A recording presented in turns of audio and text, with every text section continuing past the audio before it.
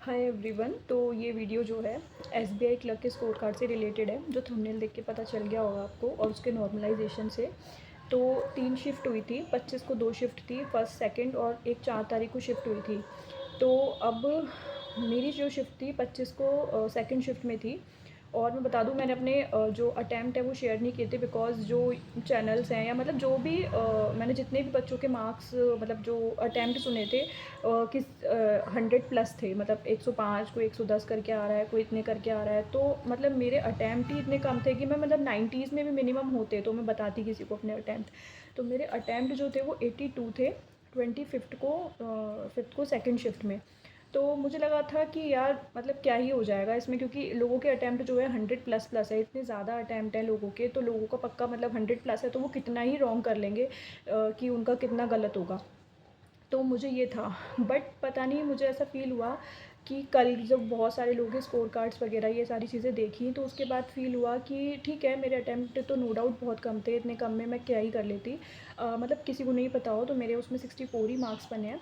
और मैंने इंग्लिश में सिर्फ 20 अटैम्प्ट किए थे। मुझे लगता है मैं बहुत ज़्यादा ऐसे था कि मतलब सही करूँ, बिल्कुल सही करूँ, शायद मैंने बिल्कुल भी चांस नहीं लिया। मुझे ऐसा लगा मुझे थोड़ा चांस लेना चाहिए था, एटलीस्ट मुझे 95 90 मतलब इतने तो करके आने चाहिए थे, क्योंकि पेपर देने के बाद मुझे इतना तो पता था कि मेरे अटैम्प्ट काफ़ी ज़्यादा कम हुए हैं। लेकिन मुझे ये था कि एटलीस्ट ये पेपर ऐसा था कि अगर कोई एक्यूरेसी के साथ 90 92 या 90 मतलब 90 प्लस थोड़ा बहुत जैसे कर लेता तो उसका आराम से निकल जाता, अगर एक्यूरेसी के साथ।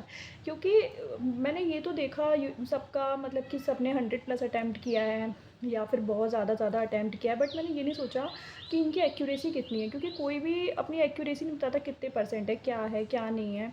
क्योंकि अब 105 करने के बाद अगर कोई मार्क्स 60s में ला रहा है और मैं 82 अटैम्प्ट करने के बाद मेरे मार्क्स, मतलब मैं ऐसा नहीं बोल रही कि मतलब ऑब्वियस ही बात है कि मार्क्स तो कम है, ज़्यादा नहीं है, बट मुझे ऐसा लगता है कि शायद मुझे लगता है जीए में और क्वेश्चंस करने चाहिए थे, क्योंकि मेरे को ऐसा लगा कि मैं जिसमें 100% श्योर थी मैंने जीए के वो क्वेश्चंस अटैम्प्ट किए। और मुझे लगता है कि जिसमें मुझे 80% भी था ना, तो वो भी शायद मैंने 1-2 क्वेश्चन अटेम्प्ट किए, लेकिन उसके बाद मैंने ज़्यादा क्वेश्चन ही नहीं किए, या तो मैं जेईई में ज़्यादा करके आती।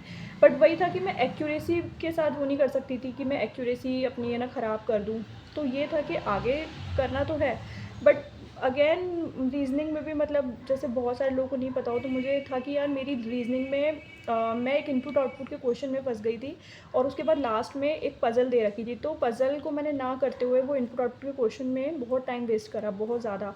उसके बाद मैं पज़ल पे गई, तो पज़ल मेरी वो बन गई बहुत जल्दी, बट मैं उस पज़ल के क्वेश्चन ही टिक नहीं कर पाई। तो अगर मैं उस पज़ल के पूरे आई थिंक वो 6 मार्क्स की पज़ल थी, और वो मैं अगर क्वेश्चन टिक कर पाती, क्योंकि मुझे लगता है कुछ शायद एक नंबर के होते हैं या कुछ 1.25 ऐसे कुछ मार्क्स के होते हैं, तो मेरे मार्क्स उसमें बढ़ जाते हैं, और मेरे मार्क्स मुझे लगता है 70 प्लस होते अगर मैं वो ठीक से अटैम्प्ट करती। तो मतलब मुझे लगता है पेपर मेरी शिफ्ट में भी इतना हार्ड नहीं था, कट ऑफ निकलने वाला ही था।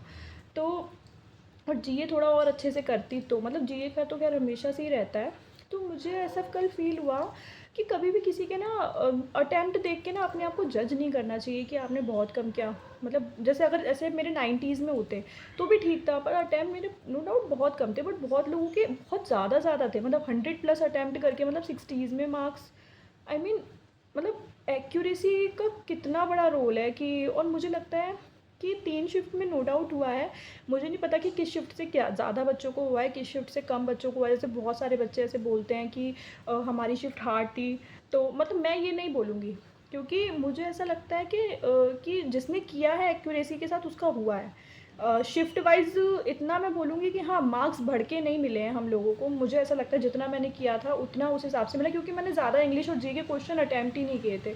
तो कुछ क्वेश्चंस तो नो डाउट गलत हो गए होंगे। अब 82 करने के बाद मुझे 64 मिल रहे हैं, तो एक्यूरेसी मेरी भी कोई ख़ास अच्छी नहीं थी, बट मुझे ऐसा लगता है 100 करने के बाद मुझे 60s में नहीं मिले, इतना है।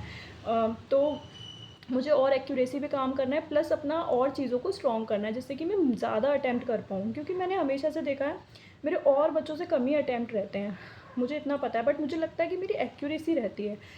तो ये है कि इतना कोई टफ़ नहीं था मुझे। अब ऐसा मार्क्स देख के लग रहा है कि कर सकती थी, मतलब वो सबको ही लग रहा होगा, मतलब किसी-किसी के तो बहुत कम मार्जिन से भी रुका है, तो उनको तो बहुत ज़्यादा लग रहा होगा, बट मुझे लगता है कि कोई चीज़ टफ़ नहीं होती, मतलब टफ़ वो चीज़ हम बना देते हैं कि टाइम नहीं है, अब क्या ही होगा, ये सारे थॉट जो दिमाग में आ जाते हैं ना, तो वो ही पूरा पेपर ले डूबते हैं। मतलब लास्ट तक पढ़ना चाहिए, मुझे लगता है कि अगर जितना भी कम टाइम हो, जीए या कोई प्रिपेयर कुछ नहीं भी हो ना, फिर भी पढ़ना चाहिए, क्या पता वो पेपर निकल जाए।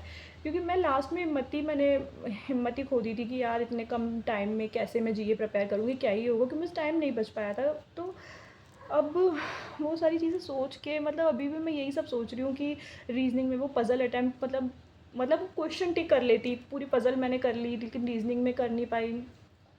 तो आप लोग बताना, मतलब मुझे ऐसा लगता है कि सिर्फ ये एक लॉस है अपनी शिफ्ट में, जैसे मेरी शिफ्ट थी उसका सिर्फ ये लॉस हुआ है कि मार्क्स बढ़ के नहीं मिले हैं। मतलब जितना अटैम्प्ट मुझे लगता है मार्क्स नहीं बढ़े हैं। और नॉर्मलाइजेशन तो खैर नहीं, मतलब ऐसा नहीं है कि जिसने जितना करा उस हिसाब से उसका उसका हुआ है सिलेक्शन, सिर्फ मार्क्स बढ़ के नहीं मिले हैं। जैसे फर्स्ट शिफ्ट लोग बोल रहे हैं, कुछ लोग, देखो हर किसी को अपनी शिफ्ट टफ लगती है। मुझे लगता है फर्स्ट शिफ्ट वालों को अपनी शिफ्ट टफ लग रही होगी, 4 तारीख वालों को लग रहा होगा यार इतना भी ईजी पेपर नहीं था जितना ये लोग बोल रहे हैं। तो मुझे लगता है सबका उस हिसाब से हुआ है जिसकी एक्यूरेसी है। मतलब किसी किसी का तो मतलब इतने अटैम्प्ट होने के बाद भी किसी के इतने कम मार्क्स आ रहे हैं, किसी के मतलब 90s में अटैम्प्ट है लेकिन फिर भी वो सिलेक्शन हो जा रहा है। तो बस मुझे लगा कि शायद मेरे अटैम्प्ट थोड़े होने चाहिए थे, बहुत ज़्यादा कम थे। और मुझे कुछ भी नहीं लगा, मुझे लगा ठीक है यार, इतना मेंस के एग्ज़ाम में अगर हम इंग्लिश भी पढ़ते हैं, इंग्लिश होती है और जीए होती है, तो एक्यूरेसी थोड़ा किसी की भी 100% तो नहीं होती है। तो मुझे लगा ठीक है, और लोगों से तो मतलब इतनी ख़राब भी नहीं है मेरी। आप लोग बताना। और मुझे ये लगता है कि अपने आप में ना सेल्फ डाउट जब करने लग जाते हैं ना, बहुत सारे लोग जो होते हैं जो अटेम्प्ट ज़्यादा ज़्यादा बताते हैं, उनका देख के मतलब बिल्कुल ऐसा निकलता है यार अपना क्या ही होगा। तो मुझे लगता है कि ये चीज़ गलत है कि हम अपने आप को ही सेल्फ डाउट करते हैं। मतलब पेपर देखिए खुद पता चल जाता है कि इसमें इतने ही हो सकते थे या इससे थोड़े ज़्यादा हो सकते थे। जैसे मैंने पेपर दिया था तो मुझे पता चल गया था कि इससे थोड़े ज़्यादा और हो सकते थे, इससे ज़्यादा तो नहीं जा सकती थी। मतलब 82 है ना, तो मेरे लगता है मेरे को 10 और क्वेश्चन करने चाहिए थे, 10 और क्वेश्चन, मतलब ऐसे नहीं कुछ भी उल्टे सीधे क्वेश्चन कराऊँ। तो और करती तो शायद मेरे 90s में हो जाते अटैम्प्ट। तो वो पेपर के हिसाब से वो इतने अटैम्प्ट मुझे लगता है इनफ थे। लेकिन उस शिफ्ट में भी लोगों ने, किसी ने 111 अटैम्प्ट किए थे। तो पता नहीं यार लोग कैसे इतने अटेम्प्ट करते हैं, क्या करते हैं। बाकी तो ठीक है, ये वीडियो ऐसे ही मैंने बनाया था क्योंकि ऐसे ही, बस ऐसे ही बनाया था, कोई रीज़न नहीं था।